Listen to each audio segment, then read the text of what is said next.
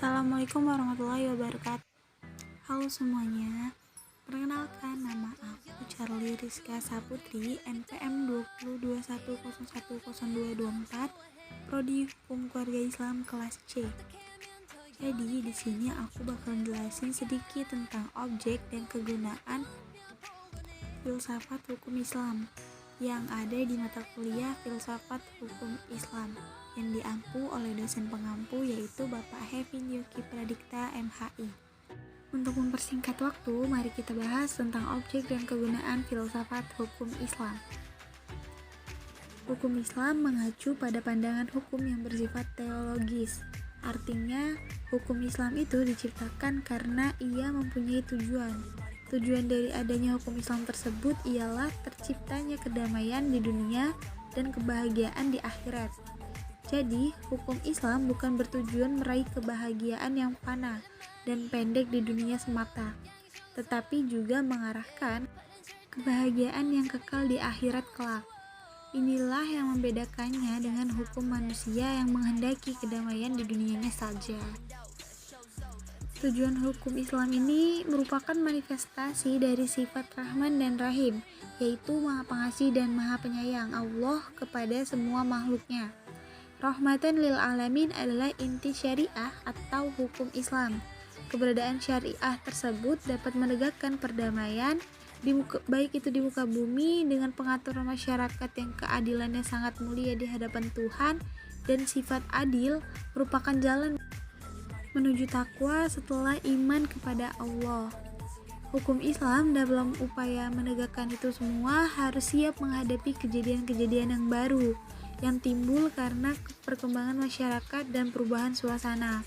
Oleh karena itu, pengkajian filsafat hukum Islam mutlak diperlukan keberadaannya karena filsafat hukum Islam ini akan menegakkan hukum Islam dan memberikan jawaban terhadap tantangan zaman dan merupakan hukum terbaik sepanjang zaman bagi semesta alam. Sebagaimana yang telah dikemukakan sebelumnya, setidaknya ada 5 sistem hukum yang hidup dan berkembang di dunia, yaitu yang pertama common law, yang juga dikenal dengan Anglo-Saxon, dan civil law atau biasa disebut dengan Eropa kontinental, lalu yang ketiga custom law, yang keempat Islamic law, dan yang terakhir sistem hukum sosial komunis. Manfaat yang kita dapat dari studi filsafat hukum Islam adalah yang pertama yaitu menjelaskan kajian filsafat hukum Islam akan memberikan pengetahuan hukum Islam secara utuh kepada ahli hukum Islamnya. Lalu untuk mewujudkan hukum yang berkeadilan yang senantiasa sesuai dengan kondisi zaman. Dan yang ketiga, filsafat hukum Islam diperlukan untuk pengajian secara mendalam terhadap hukum Islam. Pengkajian filsafat hukum Islam memungkinkan pemahaman Islam secara menyeluruh dengan ilmu agama lainnya.